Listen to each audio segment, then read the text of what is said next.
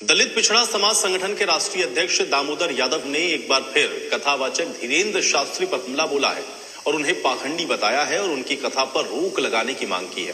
Bureau chief चेतन सेठ ने दामोदर यादव से खास बातचीत की है, सुनिए। दामोदर यादव अब ग्वालियर में एक बड़ी जनसभा को संबोधित करने जा रहे हैं।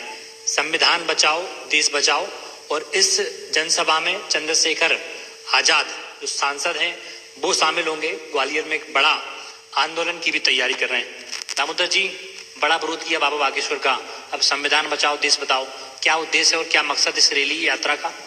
देखिए चेतन भाई, आप जानते हैं कि पूरे देश प्रदेश के अंदर जो भी आडंबरी पाखंडी तथाकथित संत हैं, कुछ अच्छे संत हैं लेकिन कुछ तथाकथित संत हैं, जैसे धीरेन्द्र शास्त्री हैं, अनिरुद्धाचार्य हैं, रामभद्राचार्य हैं, प्रदीप मिश्रा हैं, ये सारे लोग रोज संविधान को खत्म करने की बात करके मनुविधान को लागू कराने का प्रयास कर रहे हैं।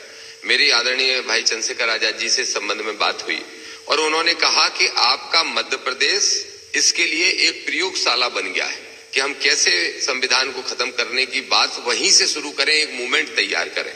इसलिए मैं भी आना चाहता हूं और आप एक बड़ा आयोजन करिए। तो हम लोग संविधान को बचाने की दृष्टि से एक बड़ी रैली करने जा रहे हैं और वहां से दतिया जिले के इंदरगढ़ से आगामी 6 तारीख को ये संदेश देंगे बाबा साहब डॉक्टर भीमराव अंबेडकर साहब के परिनिर्वाण दिवस पे कि संविधान का एक पन्ना भी नहीं फड़ने देंगे, संविधान को आंच नहीं आने देंगे, नहीं तो हम आर पार की लड़ाई आजाद समाज पार्टी, भीम आर्मी और हमारे सारे संगठन मिलकर लड़ने का काम करेंगे। आप रैली निकालने जा रहे हैं, बाबा बागेश्वर शिवरी में कथा कर रहे हैं। एक बयान उनका सामने आया जिसमें 1 2 नहीं बल्कि 4 बच्चे पैदा करने की बात कही और मुसलमानों को टारगेट किया है। पहले धीरेन्द्र शास्त्री को मैं पूछूंगा कि 28 साल के हो गए हो, तुम कब बच्चे पैदा करोगे, कब शादी करोगे? ये तो कहते नहीं वो कि शादी नहीं करेंगे। देखिए भाई, ऐसा है कि जिसका गुरु ये कहता हो, रामभद्राचार्य जी ने कहा कि वाइफ इंस्ट्रूमेंट, वाइफ का पूरा एक फुल फॉर्म बताया कि वाइफ नाम क्यों रखा गया, तो बोलते हैं W से हो गया क्या, इंटेल क्या इंस्ट्रूमेंट, इन मनोरंजन का साधन, लाइक दैट, ऐसा उन्होंने कहा। जब कोई गुरु ऐसा सिखाएगा और जो गुरु ये कहेगा कि मरे मुलायम कांसी राम, जोर से बोलो जय श्री राम, तो चेला भी वैसा होगा। मैं धीरेन्द्र शास्त्री के इस बयान की घोर निंदा करता हूं और मैं सरकार से, मध्य प्रदेश की सरकार से मांग करूंगा कि जब वो पहले यात्रा निकाल रहे थे गैर संवैधानिक, चलो वो तो दिल्ली हरियाणा में यात्रा थी, कोई बात नहीं, लेकिन अब तो वो मध्य प्रदेश की धरती में शिवपुरी पे ही बैठ के एक अल्पसंख्यक वर्ग के प्रति घृणा और अपमानित शब्द बोलने के साथ साथ महिलाओं का अपमान कर रहे हैं।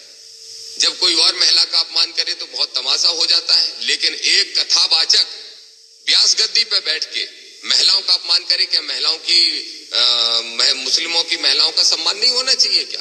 तो ये जो 30 बच्चे पैदा करती हैं तो तुम 4 बच्चे पैदा करो, ये देश के अंदर भय और नफरत फैलाने का काम कर रहे हैं। इन लोगों की कथाएं बैन करने की मांग इसीलिए हम लोग कर रहे हैं। इस मुद्दे पे भी हम लड़ेंगे, सड़क पे लड़ेंगे। और अब जैसा आपको पता है भाई, चंद्रशेखर आजाद जी आ रहे हैं, सदन शुरू होने वाला है कुछ ही दिन में, विधानसभा शुरू होने वाली है। विधानसभा भोपाल से लेके दिल्ली की लोकसभा तक और मध्य प्रदेश की राजधानी भोपाल से लेकर दिल्ली तक की सड़कों पे हम आंदोलन करेंगे, लेकिन ऐसे बाबाओं को प्रतिबंधित करवाएंगे। बाबा बागेश्वर सहित जो तमाम बाबा हैं जो इस तरीके की बयानबाजी करते हैं, उनके प्रति, उनके खिलाफ अब यात्रा निकालेंगे। भोपाल से दिल्ली तक ये यात्रा रहेंगी कि इनकी जो कथाएं हो रही हैं उस पर बैन लगाया जाए।